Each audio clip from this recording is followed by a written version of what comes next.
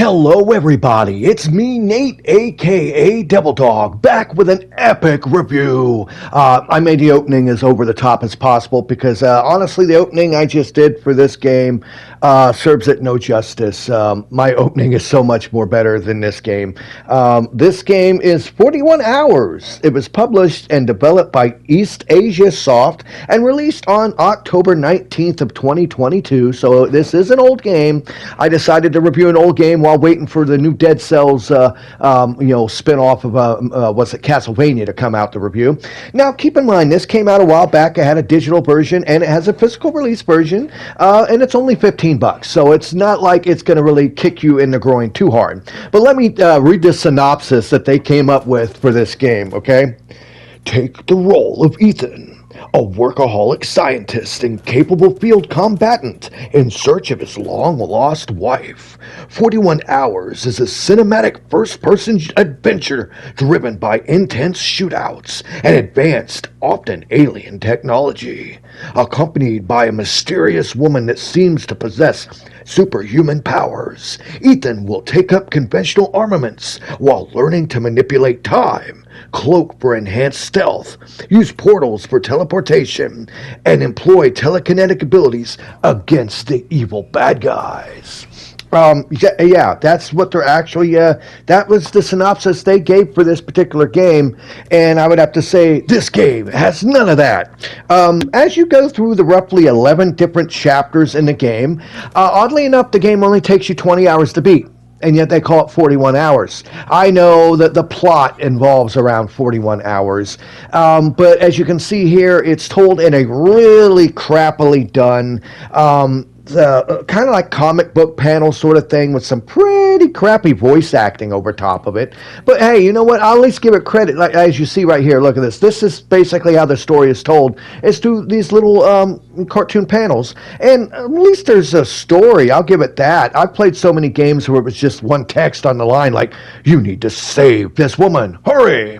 And as you go around in this very generic vanilla Aldi brand odd lot version of a Crisis sort of game, it's really the only thing that came to my mind was Crisis, because the soldiers look like generic Crisis. It looks like it's got a lot of asset flips in it too for like the level design. And now once again, I don't mind if companies do this if they actually make a structural game from the assets that they pre-bought. And in this, they did. They did. It is actually a functioning game. It plays pretty good, considering it's kind of loose on the controls. The first-person shooting mechanics are, kind of floppy, as I'm going to say. You got your standard abilities of being able to run. He doesn't seem to have a stamina meter when it comes to running, so you seem like you can run indefinitely. The shooting mechanics are, like I said, they're passable, but I have noticed that the enemies have really good aim, and they hit you just about every time they see you. And you also have the ability to run and do a slide, like a baseball slide, and kill them.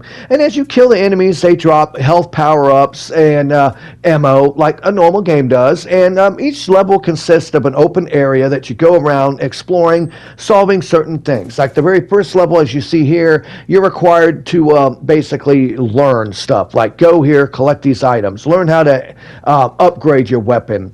And when you get into the upgrade system, it takes you out of the game immediately. I mean, it's not done well at all. Check this out right here. I wish I was kidding. That's exactly how it does it. There's no it almost like pauses the game like immediately, and there's no real sound effects, and it just goes to the screen that's very generic looking in order to upgrade your character and your weapons. And once again, it is functional. It's just not really intuitive in any way, not visually appealing in any way. And as for the main draw of this game is the fact of your special abilities that you get. You unlock telekinesis, cloaking, and there's puzzles you can solve. And you also have this robotic AI woman that follows you around that you can control by using your L2 button to actually like make an icon on the map by pressing up on the plus pad to make her go there, and when you tap L2 she explodes. and she can kill enemies that way. So like when like you have these armored mech guys and stuff later on, that you can beat if you have the right weapon. But if you just have a standard machine gun, you don't stand no chance. The best trick is to get close cloaking, and you can't cloak and control her at the same time. So it's one of those things where you have to balance out the move set that they give you. And like I said, the telekinesis is basically just like what you think. You're able to grab and pick up items and place them in other locations, and that's used basically to solve puzzles. You can also like use it to hit enemies with stuff that hurt and kill them, but it's a really cheesy, lame version of a telekinesis, but it does function. Once again, like I said, everything in this game actually does function. It's just not good. It's not really polished. It's like you can tell it was basically a bunch of asset flips that were combined to make a structurally a pretty sound game, honestly. I've seen some texture issues, some glitching here and there, but really not that bad considering. The textures and the trees up close don't look bad. The buildings don't look like they're not, really there. They look like they're in the environment. So they did do a decent job with building these game worlds.